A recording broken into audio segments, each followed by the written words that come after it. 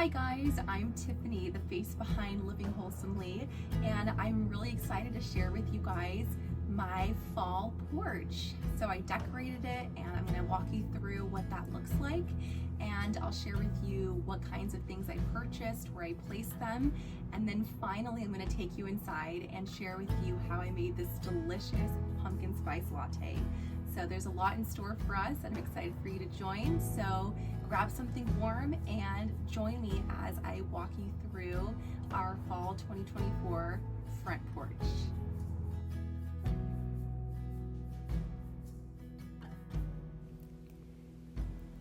All right, friends, I'm starting off by sharing with you what my husband picked up from Trader Joe's for me.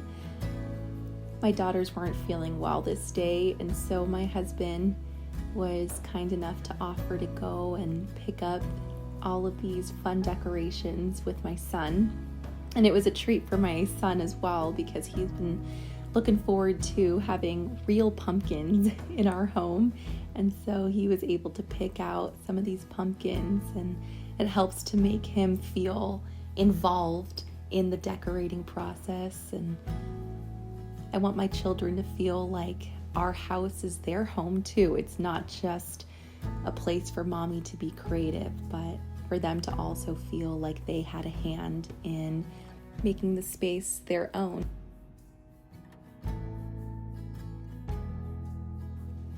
Here's a look at all of the pumpkins and the mums displayed on my dining table. I thought these colors were so lovely. I baked a pizza that day to feed our hungry boys, and that was a fun treat that my daughter and I were able to do together. But I loved the look of the oranges and the reds and the muted green tones together. I was so tempted to just keep all of these pumpkins and mums on our dining table, but it's not very conducive for a household with toddlers. So I brought a bunch of things outside. I even threw in one of my faux pumpkins from Hobby Lobby. I made this wreath here with little pumpkins, and I'll give you a better look of that.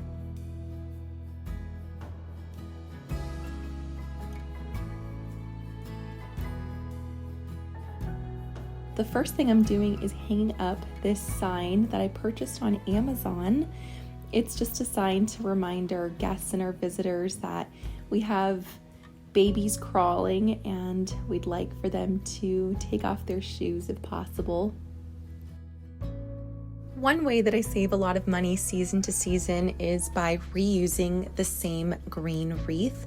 I purchased it from Hobby Lobby for about $10, and all I do is change out the ribbon and tack on a little decoration.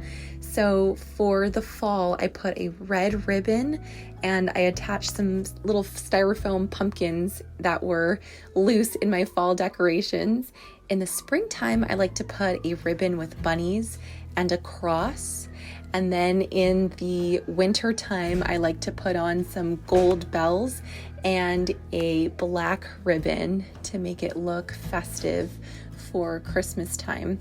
So it's just another way that I'm able to use what I already have season to season. So my process for decorating is starting off large. I first like to place the large decorations out first, because they lay the foundation for all the other decorations.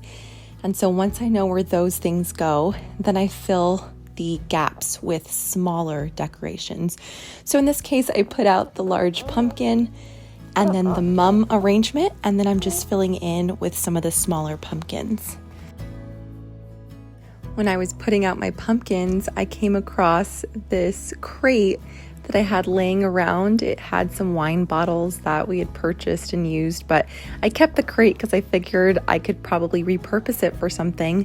And for whatever reason, it reminded me of fall. I think of pumpkins and apples and crates, and so I just pulled that out to add. And I also thought of my galvanized vase. I have one in my dining room on the table, but when I purchased the vase, it actually came in a set of 2, and I didn't really have a reason to use the other galvanized vase, so I left it in my garage. But when I was pulling out the pumpkins, I thought to myself, you know what, something galvanized would add a really nice touch to the porch. And so thankfully I had that decoration lying around that I didn't have to purchase along with the crate to add a little bit of an organic fall touch. Another way that I save money when decorating my porch is by reusing our doormats.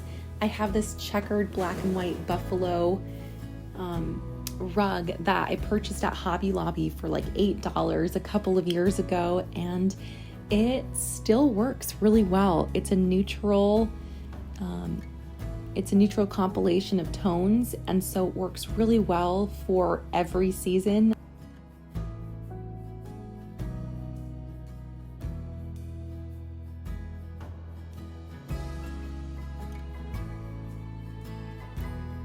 And here I'm trying to make the most of the pumpkins that we did purchase. I try to keep this very low budget, so I shared with you ways that I shopped my home, and I didn't have my husband buy a ton of pumpkins because for us, we're on a tight budget. You know, we have 3 little kids and we're a single family income household. So I think that just having something on our porch that represents fall is better than nothing. And, you know, with what we did purchase, I think it's enough for my kids to look out and see that we are celebrating the change of the seasons. And it brings them a smile on their faces just seeing the few pumpkins and the little flower arrangements that they got to pick out for the porch. The blanket that I put out on my porch bench is actually a scarf that I had. It's just a fall scarf that I got off of Amazon a few years ago, and it's one of those really big scarves, so it could definitely be used as a blanket. And it's just another way that I shopped my house to be able to come up with a budget-friendly fall decoration. That Let's Stay Home pillow in yellow is something that I've had for several years. Someone gifted it to me, and I don't really decorate with a lot of yellow, so I was waiting for the right opportunity to utilize that, and I thought it would be a nice fall decoration to use on the porch. And it's just another way that I used what I had in my house. Ultimately, when it comes to decorating for the seasons, our goal is to create an inviting and welcoming space for our family. You know, I think it's easy for us to lose track of why we decorate, and sometimes we decorate for the wrong reasons, like trying to impress others or trying to compare ourselves to others and outdo what someone else has done. It's easy to do that in this day and age with Pinterest and Instagram. And when we see what other influencers are doing, sometimes we want to copy that. And it's not a bad thing to get ideas from others, but I think it's important to know what is within our means and what we are able to do with what we've been given, and to make the most of what we have.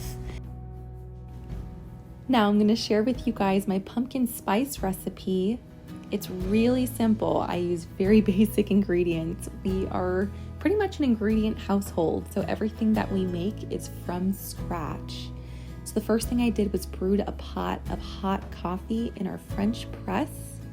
And now I'm gonna add some organic whole milk to my milk warmer and frother. I've shared this gadget with you guys in the past, and I'll share it with you again below this video. But I got it off of Amazon, and it does a great job of reheating coffee. It does a great job of foaming and warming my milk. Now I'm adding some maple syrup to sweeten up the milk. You can add as much or as little as you'd like, depending on how you like your coffee.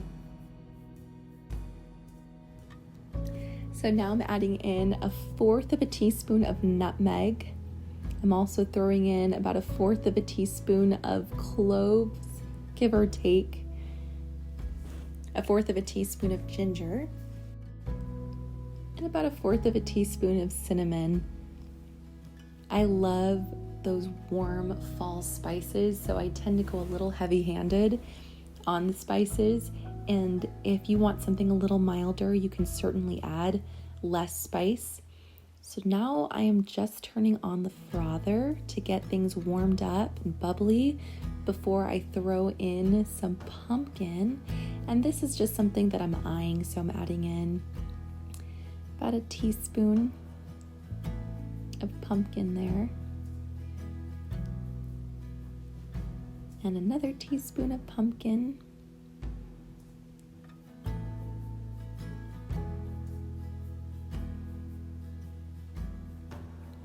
You can add as much or as little pumpkin as you like.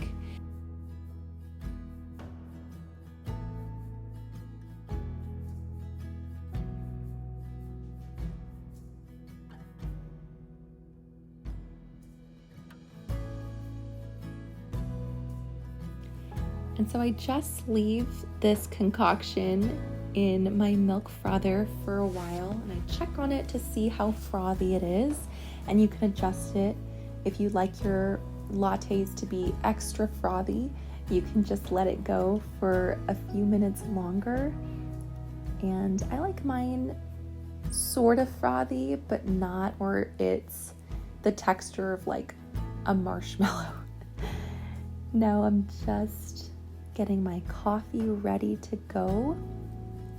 I pulled out these really pretty mugs that I purchased years ago at Pottery Barn. I love that plaid color on the monogram. It just feels so cozy to me.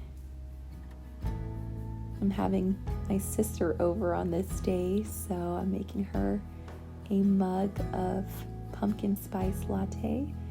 So I just slowly pour the coffee over the foam. I feel like it helps to incorporate the coffee easier when you pour the coffee over the foam.